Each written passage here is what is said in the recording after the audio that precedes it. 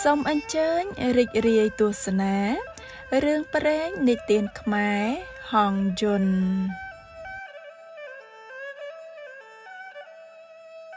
ក្នុងការដល់កន្លងទៅហើយមានព្រះរាជាមួយព្រះអង្គព្រះនាមអាទិត្យវង្សាអគ្គមហេសីព្រះនាមពំពាជាស្ដេចមានអានុភាពជាងស្ដេចទាំង101អង្គមានព្រះស្នំ6000នាក់តែងគ័របម្រើសោយរាជ្យនៅក្រុងទេពបុរីព្រះស្នំទាំង6000នោះសឹងពុំមានបុត្រាមួយសោះសេវកាមាត្យខ្លាចសាបសូន្យព្រះនគរក៏ក្រាបទូលព្រះរាជាថាបបិទ្ធព្រះអង្គជាម្ចាស់នៃផែនដីព្រះនគរយើងបើអត់ពីព្រះអង្គទៅនឹងពុំមានក្សត្រណាមួយសោយរាជ្យតទៅទៀតឡើយព្រះរាជាទ្រង់ត្រាស់បង្គាប់ព្រះពំពាព្រះអគ្គមហេសីឲ្យប្រដាប់ផ្កាភ្ញីបូជាពួកទេវតាឲ្យទានចាំសិលអធិដ្ឋានសូមព្រះរាជបុត្រាមួយព្រះអង្គព្រះនាងទ្រង់ក៏ធ្វើតាមព្រះរាជបញ្ជាដោយអំណាចបន់បារមីនៃព្រះនាងក៏ក្រៅទៅដល់អាសនៈនៃសកទេវរាជសកទេវរាជទ្រង់បើកទិព្វចក្ខុមើលហេតុសពគ្រប់ទ្រង់ក៏ជប់ព្រះបរមពោធិសត្វដែលជាទេវបុត្រមួយព្រះអង្គឲ្យចុះមកចាប់បដិសន្ធិក្នុងផ្ទៃព្រះនាងពំពាលុះព្រះគភ៌គ្រប់10ខែហើយក៏ប្រសូតព្រះរាជបុត្រមួយព្រះអង្គមានសម្បុរដូចមាសពួកព្រាហ្មណ៍ថ្វាយព្រះនាមថាព្រះសុវណ្ណកុមារលុះមានព្រះជន្ម16វស្សាព្រះវររាជបិតាទ្រង់ឲ្យនាំព្រះរាជធីតានៃស្ដេចទាំង101មកថ្វាយតែព្រះរាជកុមារពុំសពព្រះរាជហឫទ័យសោះទ្រង់ទូលព្រះវររាជបិតាថានឹងស្វែងរកព្រះអគ្គមហេសីផ្ទាល់ព្រះអង្គគ្រានោះមានជាង2នាក់ជាងម្នាក់ចេះធ្វើប្រាសាទនិងក្បាច់រចនាផ្សេងម្នាក់ទៀតចេះធ្វើរូបសត្វដូចជារូបគ្រុឌក្ងោកជាដើមមានខ្សែទាញអាចជិះហោះដល់អាកាសបានព្រះរាជាទ្រង់ព្រះរាជបញ្ជាឲ្យជាង2នាក់នេះធ្វើហង្សយន្តមួយជាព្រះទីនាងសម្រាប់គង់ហោះទៅកាន់ទីផ្សេងលុះជាងទាំងពីរធ្វើរួចហើយព្រះរាជាទ្រង់គង់លើហង្សយន្តទៅកាន់ទីនានាមានបរិយហមពានជាដើមឯព្រះរាជកុមារទ្រង់មានព្រះបំណងចង់ចេញទៅរៀនសិលសាស្ត្រទ្រង់ក៏ចូលទៅទូលាព្រះវររាជបិតាទ្រង់អនុញ្ញាតហើយប្រគល់ហង្សយន្តដល់ព្រះរាជកុមារព្រះរាជកុមារទ្រង់គង់លើហង្សយន្តនោះហោះតបព្រៃព្រឹក្សាចំនួន3សប្តាហ៍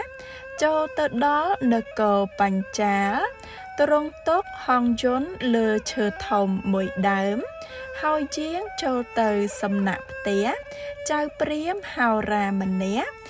ដែលជាបរោហិតព្រះចៅក្រុងបច្ចាលសូមរៀនសិលសាស្ត្រមិនយូរប៉ុន្មានព្រះសុវណ្ណកុមាររៀនចេះសិលសាស្ត្រយ៉ាងស្ទាត់ជំនាញព្រាហ្មណ៍ហោរាបានសូមព្រះអង្គធ្វើជាកូនធម៌តែងនាំព្រះអង្គទៅគួរព្រះចៅក្រុងបញ្ចាលរាល់ថ្ងៃឯព្រះចៅក្រុងបញ្ចាលព្រះអង្គមានព្រះរាជធីតាមួយព្រះអង្គព្រះនាមបទុមកេសរមានព្រះជន្ម16វស្សាមានព្រះរូបល្អលើសស្រីក្នុងព្រះនគរនោះថ្ងៃមួយព្រះនាងទតឃើញព្រះសុវណ្ណកុមារ កំពុងជាងក្បែរប្រាសាទមានព្រះតីចាប់ប្រតិព័ទ្ធចំពោះព្រះអង្គអន្ទះអន្តែងក្នុងព្រះតីផ្ទុំពំលួមានព្រះចិន្តាសៅមងខុសធម្មតាស្រីបម្រើម្នាក់សួរព្រះនាងប្រាប់ថា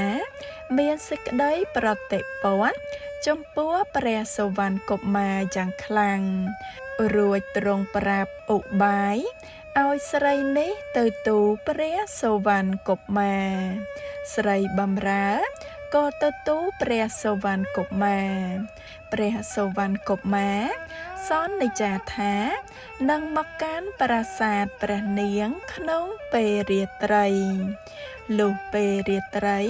ព្រះសុវណ្ណកុមារគង់លើហង្សយន្តទៅកាន់ប្រាសាទព្រះនាងបឋមកេសរហើយយប់ក្រោយតែងតែជាងមកយ៉ាងនេះដរាបព្រះនាងទ្រង់មានគភ៌ព្រះចៅក្រុងបញ្ចាលទ្រង់ជ្រាបថាព្រះរាជធីតាមានគភ៌ទ្រង់ធ្វើឧបាយឲ្យចាប់សុវណ្ណកុមារឲ្យពេជ្ឈឃាតនាំទៅសម្លាប់ព្រះរាជកុមារបញ្ឆោតពួកពេជ្ឈឃាតឲ្យនាំព្រះអង្គទៅក្បែរគល់ឈើដែលទុកហង្សយន្តនោះហោះមកកាន់ប្រាសាទព្រះនាងបឋមកេសរឲ្យព្រះនាងគង់លើហង្សយន្តហោះទៅត្រង់មកប្រាសាទរបស់ព្រះចៅក្រុងបញ្ចាលស្រែកសារពីលើអាកាសហើយហោះទៅកាន់ក្រុងទេពបុរីវិញលុះជាងទៅបានមួយសប្តាហ៍ព្រះនាងបឋមកេសរទ្រង់ឈឺឧទរនិងប្រសូតព្រះរាជបុត្រព្រះរាជកុមារចុះហង្សយន្តក្បែរឆ្នេរសមុទ្រព្រះនាងកាលបើប្រសូតរួចហើយទ្រង់រងាញាក់ព្រះអង្គស្ទើរសន្លប់បាត់ស្មារតីព្រះចក្រីទ្រង់ក្រឡេកទៅឃើញសំពៅមួយបើកកណ្ដាលសមុទ្រក៏គង់លើហង្សយន្តទៅយកភ្លើង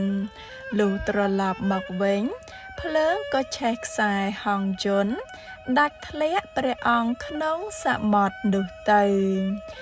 រីឯព្រះនាងបឋមកេសរចាំមើលព្រះស្វាមីពុំឃើញមកទ្រង់បីព្រះរាជបុត្រទ្រង់ព្រះកន្សែងក្នុងព្រៃលុះនើយព្រះកាយពលយាងទៅទៀតពុំបានក៏ដោះព្រះទម្រង់ចងភ្ជាប់នឹងព្រះហស្ថរបស់ព្រះរាជបុត្រហើយផ្ដេកលើកម្រាលព្រះពស្ត្រក្រោមដើមឈើក្រស្នាមួយដើមហើយត្រាច់រកព្រះស្វាមីទៀតថ្លែងពីព្រះសុវណ្ណកុមារទ្រង់ហែក្នុងមហាសមុទ្រត្រូវនាយសំពៅម្នាក់រើសបាន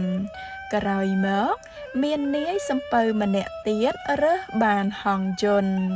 ថ្ងៃមួយមានក្សត្រមួយអង្គព្រះនាមព្រះបាទបរមទត្តសោយរាជសម្បត្តិក្នុងពានាណាសីទ្រង់យាងទៅក្រសាព្រៃហមពៀនលុះយាងទៅស្ទាបឈើក្រស្នាទ្រង់ទតឃើញព្រះរាជកុមារនោះក៏រើសយកមកចិញ្ចឹមសន្មតព្រះនាមថាចានក្រឹស្នាកុមាររីឯព្រះនាងបឋមកេសរកាលបើមិនជួបព្រះស្វាមីក៏ត្រឡប់មកដើមក្រស្នាវិញពុំឃើញព្រះរាជបុត្រទ្រង់សោកសន្លប់បាត់ស្មារតីវិញតតមើលឆ្វេងមើលស្ដាំឃើញដីទួទីដឹងថាមាននរណារើព្រះរាជបុត្រក៏យាងទៅតាមស្នាមទ័ពព្រះបាទពានាណាសីដរាបដល់ផ្ទះដូនចាស់តាចាស់នៅក្បែរនគរគាត់ជាអ្នកក្រងផ្កាថ្វាយព្រះរាជាព្រះនាងសូមដូនចាស់តាចាស់ធ្វើជាកូនធម៌ហើយក្រងផ្កាជារៀងរាល់ថ្ងៃជំនួសដូនចាស់ លោកចានគ្រឹស្ណាកុមារបានព្រះជន្ម16វស្សាព្រះបាទព្រហ្មទត្តទ្រង់ជ្រើសរើសព្រះរាជធីតានៃក្សត្រនានារហូតដល់កូនសេដ្ឋីកហបតីឲ្យធ្វើជាអគ្គជាយាតែព្រះរាជកុមារពុំសពព្រះតីសោះស្រាប់តែអាមាត្យម្នាក់ក្រាបទូលព្រះរាជាអំពីរូបសម្បត្តិរបស់ចៅយាយមាលាព្រះរាជាទ្រង់ឲ្យនាំព្រះនាងបទុមកេសរនោះមកព្រះរាជកុមារគ្រាន់តែឃើញព្រះនាងភ្លាមមានព្រះតីប្រតិព័ទ្ធយ៉ាងខ្លាំងព្រះអង្គអភិសេកព្រះរាជកុមារនិងព្រះនាងបទុមកេសរ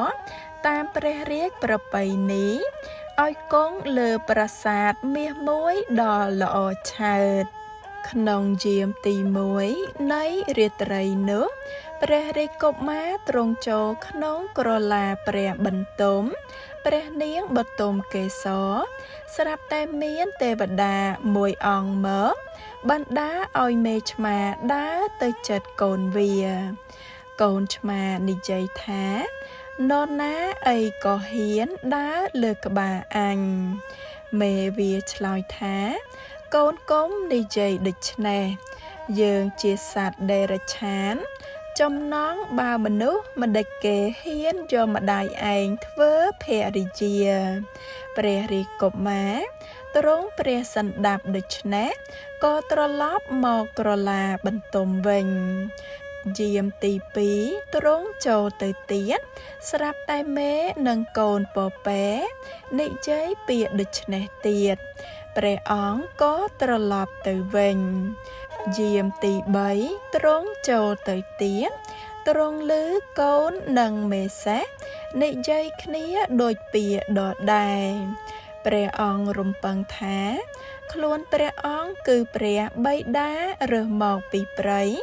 ក៏អធិដ្ឋានថាបើស្ត្រីនេះជាមាតារបស់អញមែនសូមកុំឲ្យសត្វនេះចុះចែកគ្នាទៀតរួចទ្រង់យាងចូលទៅ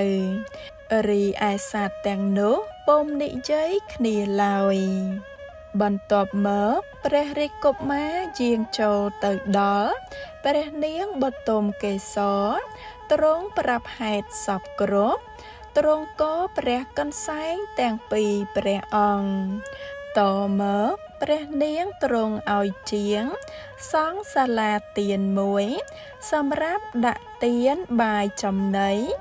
ដល់អាគន្តុកជននៅក្បែរទ្វារព្រះនគរហើយឲ្យជាងគូគំនូរៀបរាប់ពីប្រវត្តិរបស់ព្រះនាងនិងព្រះសូវណ្ណកុមាររួចទ្រង់ផ្ដាំហេតុសពគ្រប់និងយាយមាលាថ្លែងពីនាយសំពៅ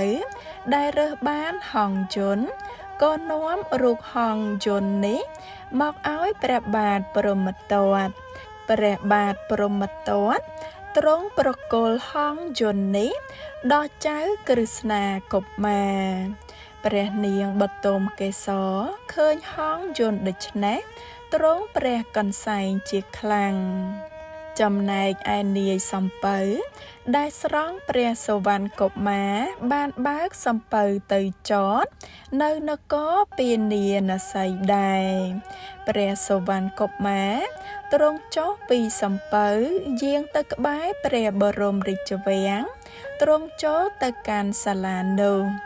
លុះសោយព្រះស្ញោយហើយយាងតតរូបគំនូទ្រង់យល់ថា